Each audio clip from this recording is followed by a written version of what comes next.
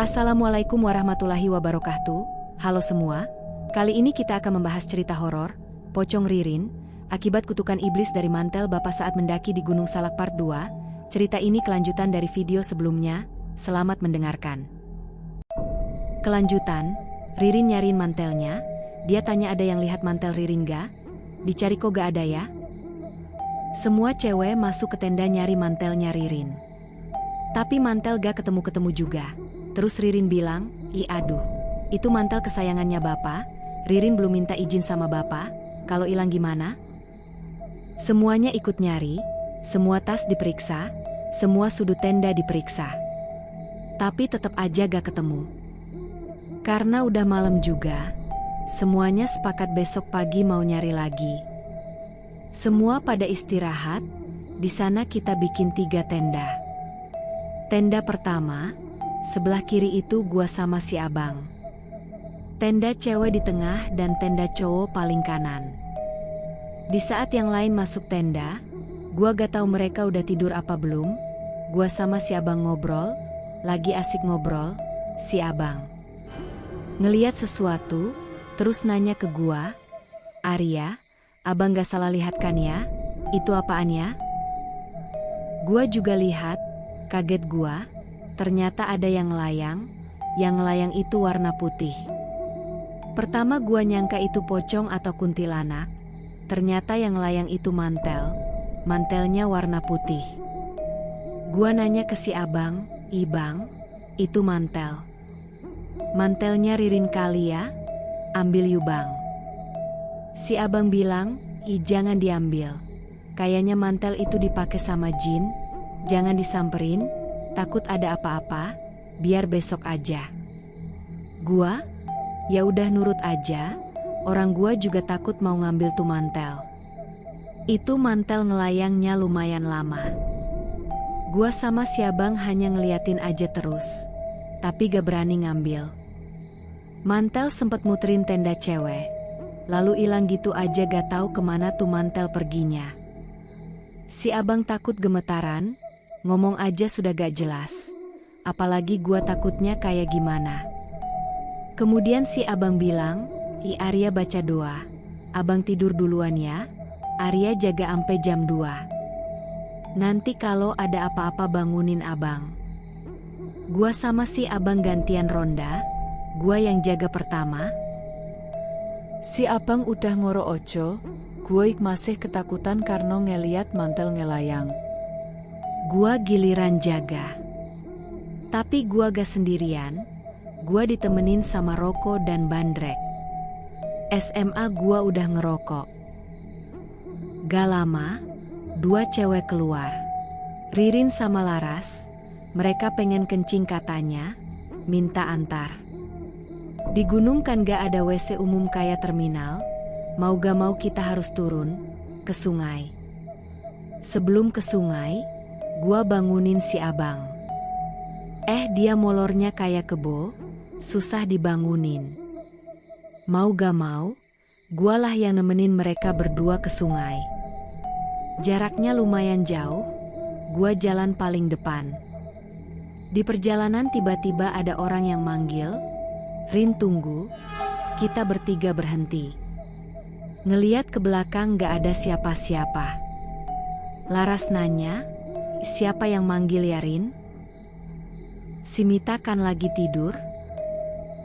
Lalu Ririn bilang gak tahu. Ayo cepetan, gua udah gak tahan. Pas nyampe di sungai, mereka kan buang air, gua jaga. Jaraknya ada mungkin 5 atau 10 meter. Tahu-tahu Ririn bilang, itu apa putih? Nah loh gua kaget ternyata yang putih itu mantelnya Ririn. Mantelnya ada di sebuah batu yang lumayan di tengah-tengah sungai. Yang ngambil mantelnya? Ya gua. Ririn bilang, ini mantel siapa yang naruh di sini sih? Bercandanya keterlaluan ah. Gua gak banyak omong, padahal sebelumnya gua sama si abang ngelihat. Jelas kalau tuh mantel ngelayang sendiri. Udah dari sungai kita kan balik ke tenda. Di dekat api unggun ada Mita. Ririn nanya, Itea, lu tadi pas gua mau ke sungai, lu manggil gua ya? Mita jawab, orang gua baru bangun. Kaget lu berdua kagak ada. Ini gua lagi bikin bandrek. Padahal itu suara jelas banget. Kembali gua silent mulut seksi gua ini. Gak banyak omong, mereka masuk ke tenda. Gua? Gak bisa molor, gua masih kepikiran mantel yang melayang, suara yang manggil Ririn sama gimana bisa itu mantel ada di sungai. Singkat cerita, di malam ketiga lah yang bikin gua gak pernah lupa sama kejadian di Gunung Salak dan gak pernah mau lagi nginjak Gunung Salak. Cukup, itu yang pertama dan terakhir. Semuanya lagi kumpul di luar, ngelilingi api unggun. Kita berbagi cerita sambil menikmati kopi, wedang jahe dan singkong bakar, gak kerasa udah jam 2. Nah Ririn bilang, dingin banget ya, tunggu aku mau pakai mantel dulu. Dia masuk ke tenda, awalnya gak ada yang aneh. Semua terkejut pas Ririn tiba-tiba menjerit, kita semua ke situ kan, ke tenda cewek. Di dalam tenda Ririn seperti orang yang kesurupan. Dipegangin sama banyak orang, tapi semuanya pada gak kuat nahan, tenda ampe rusak. Ririn teriak, lepasin. Dia nyoba ngelepasin mantelnya, tapi gak bisa lepas-lepas juga. Kita semua bingung, kita semua pada panik, gua apalagi. Ririn loncat-loncat kayak pocong. Kita kejar dia loncatnya jauh. Dia nangis sambil bilang, tolongin, bukain mantelnya. Terus dia loncat ke salah satu pohon. Pohonnya lumayan tinggi, dia duduk di pohon. Menangis sambil bilang, tolong lepasin, tolongin Ririn. Si abang coba manjat pohon dibantu sama cowok-cowok yang lain. Belum juga naik, Ririn dikit-dikit berubah jadi pocong ampe sekarang gua masih suka kebayang-bayang, kejadiannya cepat banget. Gua takut, gua juga bingung gimana mungkin orang tiba-tiba jadi pocong. Semuanya panik, semuanya pada berdoa, tapi masalah gak berhenti gitu aja. Mana Ririn yang udah jadi pocong nangis terus. Terus, tolongin Ririn, kita bingung nolonginnya gimana.